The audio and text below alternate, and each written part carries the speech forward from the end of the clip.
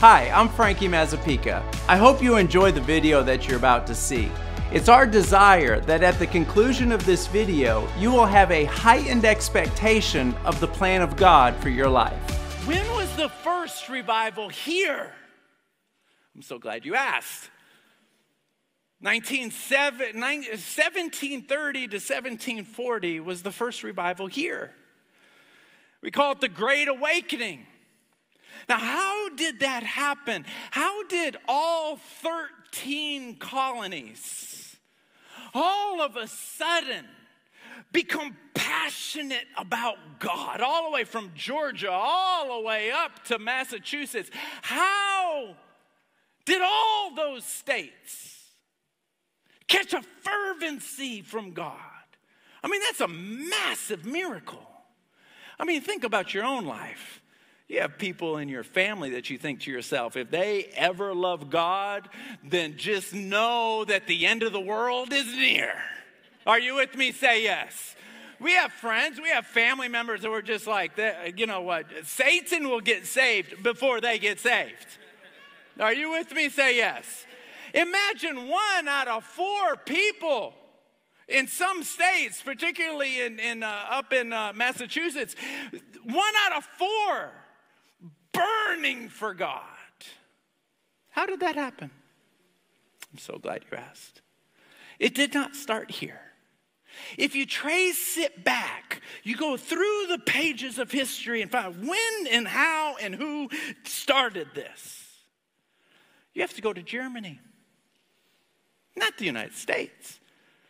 In Germany, I think it was in 1927, 3 years before the Great Awakening, there was this pastor of a Moravian church in Germany, and they were bickering and talking about each other and fighting with each other. We know nothing about that here, but bickering.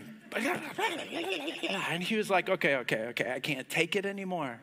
When you reach a point that you cannot take it anymore, remember, everything depends on who you depend on. When you reach that moment, I can't take it anymore. I used to play Mercy with some friends in school. We'd squeeze each other's hands and kind of push each other. And the person that says Mercy, sometimes I had a friend of mine. He was tough. I mean, we could have that kid bent like a pretzel, and he would never say mercy. Tears coming down. We're like, we're going to have to call the ambulance. This guy's finger, he would never say mercy. And I know people like that. I know people like that. Their whole life is going to hell in a handbasket, but you cannot get them to say, mercy. Mercy. I need it. So the pastor says, I don't know what to do. So this is what we're going to do. I want 24 people to help me pray. 24 people raise their hand. But then here's the curveball. We're not all going to pray at the same time. Each of us are going to take 1 hour out of the 24 hours. I'm sure people signed up 1 o'clock in the afternoon, 2 o'clock in the afternoon, 3 o'clock in the afternoon.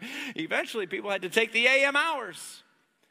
Do you know that prayer meeting that started in Germany with that small little church continued on for 100 years? 100 years.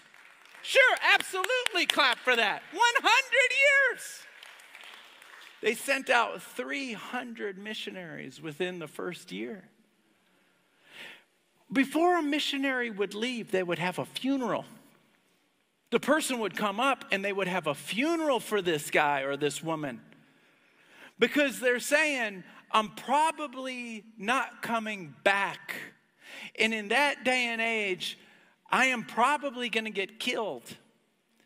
You see, if you want to bring the gospel to people who were slaves, you have to become a slave. How are you going to talk to them? How are you going to eat with them? You don't just walk out there and, hey, you get shot, whipped, beat, kicked.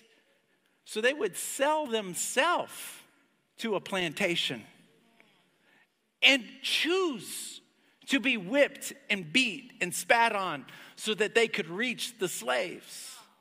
They gave their life to serving God.